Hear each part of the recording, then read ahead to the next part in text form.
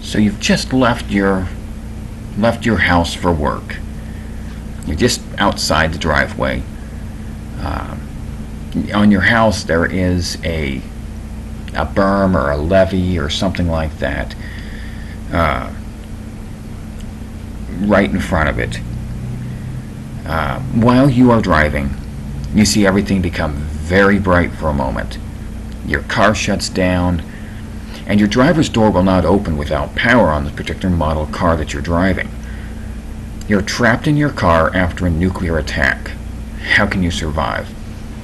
So in this case, also, the nuclear attack is a decent amount of distance there to where the berm did protect you from the initial shock and blast. And, well, we're going to talk about some things to understand about nukes first. And then we'll talk about how we can survive. It's very possible to survive a nuclear blast if you know a few things about it. Looking into the initial flash can blind you. It is very hot and very bright in the center of a nuclear explosion. You do not want to look directly into that. A nuke has 3 weapons that attack that will hurt a person directly, and then there's another weapon as well. 4 main weapons that it really has. One of them is the shockwave, and in this case you are protected by the berm. Another one is heat. It has enough heat that it can set everything around it on fire. There is an initial burst of radiation from the center of the blast, from the actual blast itself. And then it also has a radioactive fallout that will come after that, which we'll discuss in a little bit. It also is going to have an electromagnetic pulse, and that's why your car is dead in this case. It got hit by the electromagnetic pulse, and your circuits are fried in there. And everything that you did not store in a Faraday box is probably dead too, which means anything you want to save that you're planning on using in the event of a nuclear attack to survive immediately after it. Any of those radios, Geiger counters, any of that, you want them in Faraday cages. But after this initial blast, there will be radioactive fallout, and it's a fine dust. It's going to settle, it's going to fall from the sky like snow, but it's not snow. It's like a bunch of X-ray machines producing radiation. You do not want it on you. You do not want it to get, you really don't want it to get into any type of cuts or anything like that. There is natural radiation all around us all the time. It's in low levels. Our skin provides protection from that low level radiation. But from a nuclear blast, it's going to be much higher, the amount of radiation that you will have. So you really don't want to get it past your skin. If it gets breathed in or ingested, if you end up swallowing some of it, your exposure even to the skin can be a problem with that level of radiation. But then once you get it inside your body, once it's inside the stomach or the lungs, it's trapped there, so you can't get it away. And it's also against a membrane, a much thinner amount of skin, so you don't have the same protection. Your body does not have the same protection as it would have if it had just fallen on your skin. It could be a problem even if it falls on your skin. So it's a much bigger problem if it gets inside of you. And the worst situation is if it gets directly inside of a cut, because then you have no skin between it and the cells of your body. So if you have a cut, you want to protect it right away. You want to avoid getting cut or injured. Also, exposure to radiation does affect your immune system and your body's ability to heal. So something that wouldn't normally make you sick, if you've been exposed to radiation, it may be more inclined to make you sick. Any type of cuts or anything like that are not nearly as inclined to heal as quickly. your immune system has been compromised by the radiation. And it can even get so bad that you can actually have injuries open without having had anything actually injure you other than just the radiation itself. It will create injuries. So, your skin will start to deteriorate and will start to tear if you have too much radiation exposure. So you do really want to avoid radiation exposure. In this case, you were protected by the berm, you were inside your vehicle, you managed to survive the initial blast. It's about fallout at this point. So how are we going to survive this situation?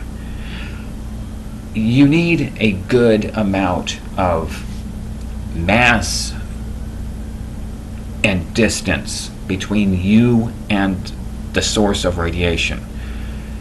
Your car will not provide that. Your car is too thin. You want something like 2 feet of concrete, 3 feet of packed earth, for a good, really good protective factor. That's for 1,000 protective factor. That means that it will be 1/1000th on the inside as it was on the outside.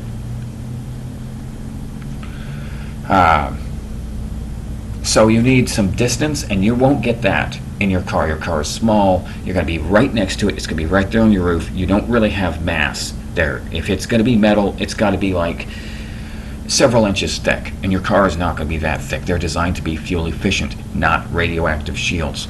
So you need to get out of that vehicle, and hopefully in your vehicle's emergency kit you do carry, and this is something you want to carry nearby to your door, nearby to you, within arm's reach. We want to be carrying a tool that can cut seat belts and break glass. If this is a car that requires power to unlatch the seat belt, very few cars are like that, but if it is one that does, and if it's one that won't let you out without power, you can break your way out the window.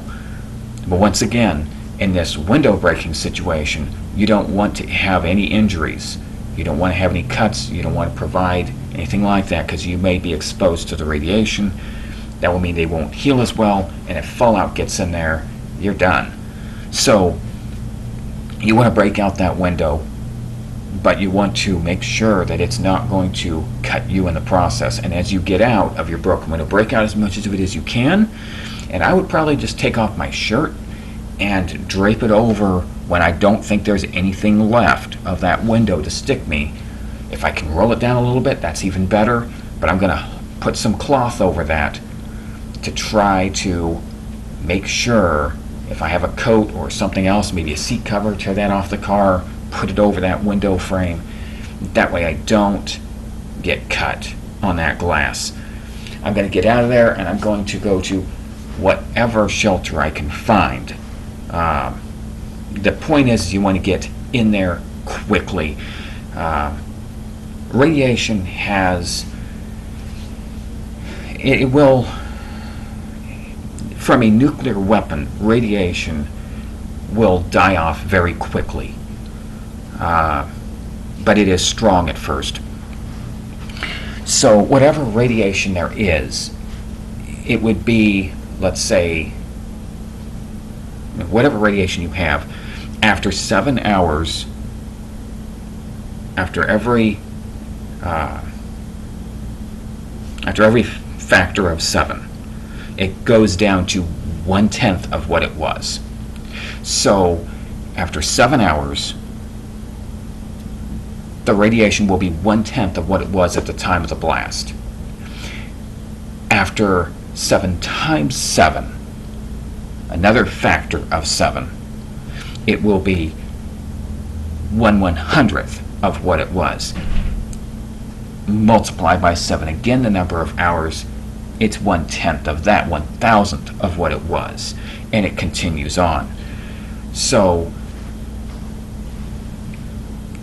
building a good shelter here, you can get to a good 1,000 protective factor. That means their protective factor is on the inside of that shelter. It should be that fraction of the radiation. No more than that fraction would be getting in. So that's where I was saying, like, if you've got 2 feet of concrete, that should be 1,000 protective factor, which means it should be 1/1000th as it comes through.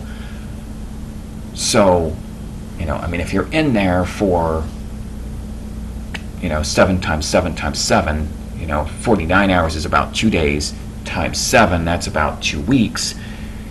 It's about the protective factor of what the shelter was.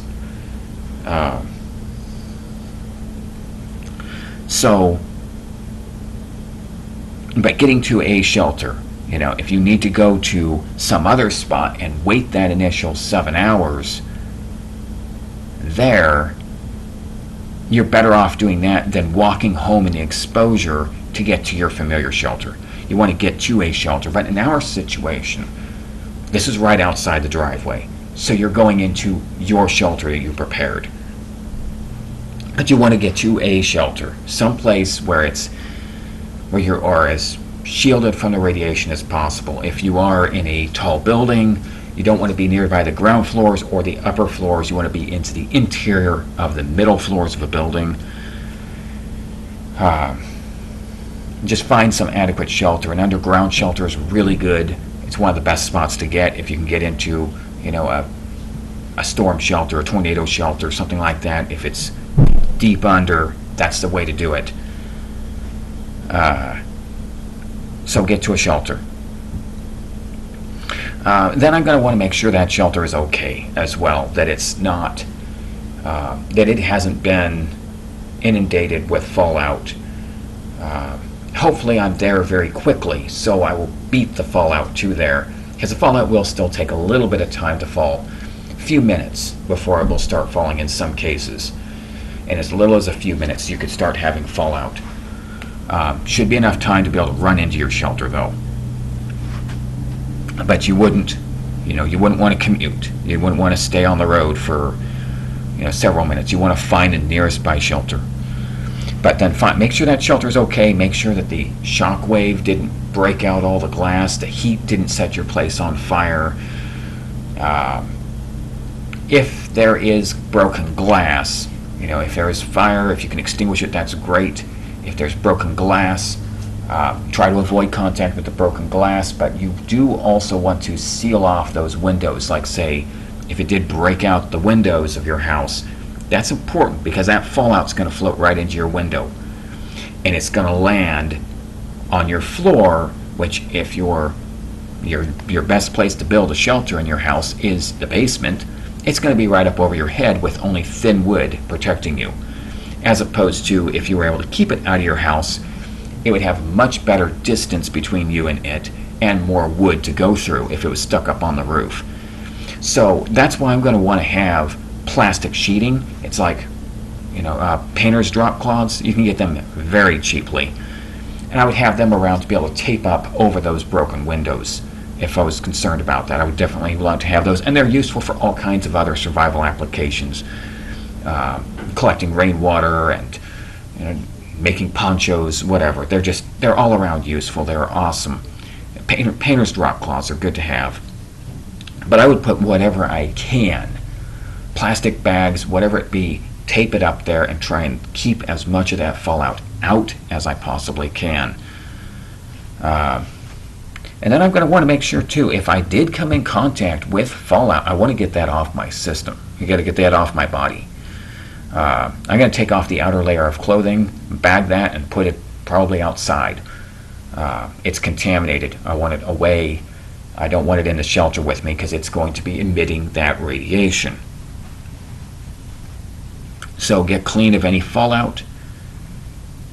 Also, I'm going to want to take a shower, but in the process of doing this, I do not want to use any conditioner. Conditioner will cause the fallout to bind to your body. And that is what you don't want. You want it away from you. So if all you have is 2-in-1, you're better off using nothing but water. Avoid conditioner.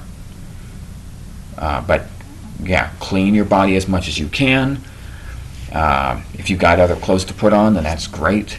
But then get to your actual shelter space and stay in place. Hopefully you've stocked that with everything you need to do that, such as water, food, and it would be good to have some other things too. Some of those electronics that should be in Faraday cages, such as a radio. It'd be great to have that. Don't expect your electricity to work. Flashlights, other cooking methods, very good to have down there. But the other thing too is your Geiger counters as well. Your high-level Geiger counter, you want to go ahead and bring that out of the Faraday cage as soon as you think that you're done with the nuclear blasts. If you think there's more inbound, I would just go ahead and wait, because once you pull it out, you're exposing it. But once you think that they're over with, I would pull that out, and I would try and make sure I find the least radioactive part of the room to be in, to hang out in. So I bring that out, and I would use that and radio broadcasts to determine what radiation is like and determine when it's safe to start exiting the shelter. But in the meantime, I'm going to stay in that shelter for as long as I can. Also, when you get to go outside, this is where I'd have two Geiger counters. One's the high-level one. That'd be breaking out right then. The other one, I would want to protect it in a Faraday cage and also in a lead-lined box, because it would be a low-level Geiger counter, and it will max out if you keep it if you will allow it to be exposed to the radiation of the blast, of the fallout, when it's strong. And the other Geiger counter is for once you're coming out of the shelter, once it's safe levels, then you're going to want to check any type of food that you're foraging for, that you're looking at, gardening. You want to be testing that for a while. The low level is, it's a whole different level, because the amount of radiation shielded by your body's skin is pretty incredible.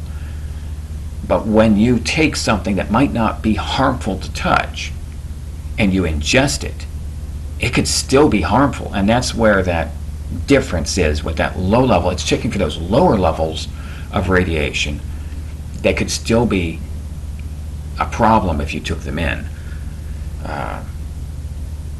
So I would be testing any of my other foods that I had grown after the for any type of radioactive fallout that may have been in them. Your soil is going to, any of your plants that you put in your soil, they will be pulling any of that fallout out of that soil, and it will be in the plant, and your plant will be radioactive as well. It will show up on that low-level Geiger counter, and if you eat that, it's a problem for you. It is still toxic. Any animals that eat that will also get radioactive components in there, and it might not harm the animal. It might not be very easy to tell that there's radioactive fallout in that animal, but it could still be very toxic for you. So the other thing too is I would watch my pets and make sure that they don't track while the fallout is strong. While I'm sheltered in place, I'd make sure that my pets are sheltered with me as well while I'm in there, that they don't go out to go get fallout and track it on in on me.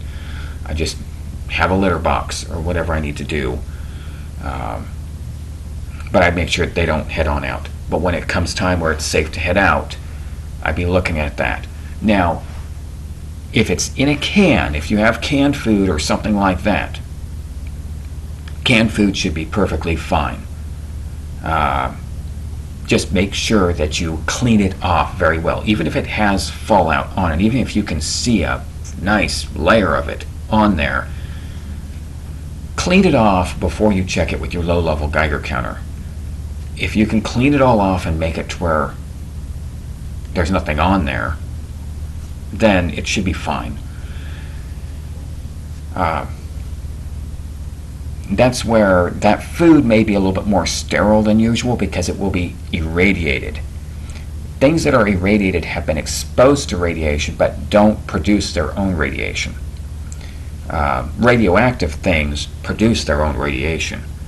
A lot of your food that you're getting these days is irradiated. They use it to kill any type of viruses or whatever there could be, parasites. They use it to kill all that by exposing your food to radiation. And that's being done today, and it's not a problem. It just kills whatever's in there. I mean, your food probably isn't as healthy in the sense that some of your vitamins and minerals, many of your vitamins and minerals are also destroyed by that. But that treating your food with radiation, as long as it doesn't leave the food radioactive, the fallout will provide radioactivity in the food if it was actually mixed. So that's why you don't want to consume anything that has fallout. You also don't want to burn wood that's been contaminated or disturb that dust to where even though you might be okay to walk around in it, if the dust is brought up, you could be breathing that in, and that could still be a problem. So that's where it's good to have, your gas masks with the radiation filter settings, all that stuff when you come up to the surface. You want to scrape off that contaminated topsoil and try and get to whatever soil. It's not going to be as good as soil. It's not the topsoil, but whatever's underneath is what you need to grow on, because there won't be. You don't want to raise things that are in contaminated soil. It will be contaminated. Thank you for watching.